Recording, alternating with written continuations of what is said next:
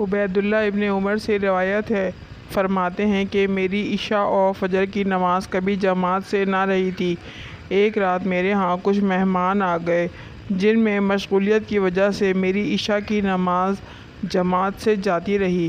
چنانچہ میں نکلا کہ شاید عشاء کی نماز کی جماعت بصرہ کی کسی مسجد میں مل جائے، لیکن تمام لوگ نماز پڑھ کر فارغ ہو چکے تھے اور مساجد بند ہو چکی تھیں۔ پھر میں اپنے گھر لوٹ آیا اور میں نے سوچا کہ بلا شبہ حدیث میں آیا ہے کہ جماعت کی نماز فضیلت رکھتی ہے اکیلے پر 27 درجے۔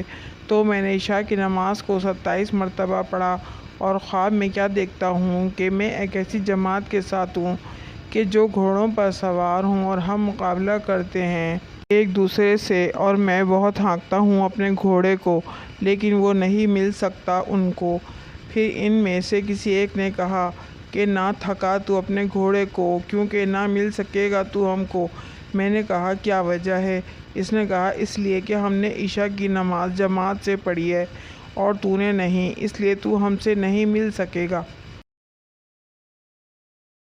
قیصر روم نے حالات کا جائزہ لینے کے لیے اپنا ایک آدمی مدینے میں بھیجا۔ وہاں پہنچ کر وہ کسی سے پوچھنے لگا، آپ کے شاہ معظم کا محل کہاں ہے؟ وہ لوگ شہنشاہ، محل اور معظم جیسے الفاظ سے بالکل نا آشنا تھے۔ انہوں نے کہا کہ ملنا کس سے ہے؟ آنے والے نے کہا مسلمانوں کے بادشاہ سے۔ لوگوں نے کہا کہ ہمارے ہاں بادشاہ کوئی نہیں، صرف ایک خادم ہوتا ہے جو ہمارے معاملات کا انتظام کرتا ہے، اس کا نام عمر ہے، اور وہ محل میں نہیں رہتا بلکہ گارے کے ایک جھونپڑے میں رہتا ہے اور اس وقت کہیں مزدوری کر رہا ہوگا۔ رومی یہ سن کر بڑا حیران ہوا اور آپ کی تلاش میں چل پڑا۔ ذرا آگے جا کر دیکھا تو عمر سر کے نیچے درہ رکھ کر مٹی پر سوئے ہوئے ہیں۔ یہ دیکھ کر کہنے لگا کیا یہ ہے وہ عمر جس کی ہیبت سے دنیا کے فرما رواؤں کی نیند اڑ چکی ہے؟ اے عمر، تم نے انصاف کیا اور تمہیں گرم ریت پر بھی نیند آ گئی۔ ہمارے بادشاہ ظالم ہیں، اس لیے انہیں سنگین حصاروں میں بھی نیند نہیں آتی۔ امام حنبل رحمۃ اللہ علیہ فرماتے ہیں، ایک دفعہ مجھے عراق کے کسی گاؤں میں رات ہو گئی۔ میں ایک مسجد میں گیا لیکن چوکیدار نے مجھے وہاں سے نکال دیا۔ میں مسجد سے باہر فرش پر سو گیا۔ چوکیدار نے مجھے پاؤں سے پکڑا اور گھسیٹ کر مسجد سے دور کر دیا۔ ایک خدا ترس آدمی مجھے اپنے ساتھ اپنے گھر لے آیا۔ وہ شخص چلتے پھرتے، اٹھتے بیٹھتے ہر وقت استغفار پڑھتا تھا۔ صبح ہوئی تو میں نے اس شخص سے پوچھا کہ کیا آپ کو استغفار پڑھنے کا کوئی فائدہ بھی ہوا؟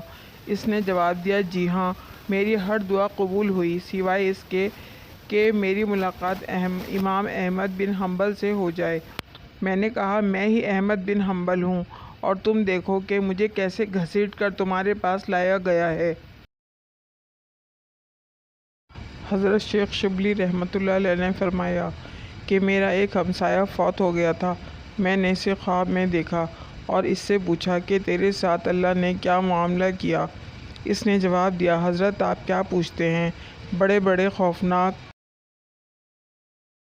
منظر میرے سامنے آئے۔ منکر نکیر کے سوال و جواب کا وقت تو مجھ پر بڑا ہی خطرناک اور دشوار آیا، حتیٰ کہ میں سوچ میں پڑ گیا کہ میرا ایمان پر خاتمہ ہوا ہے کہ نہیں۔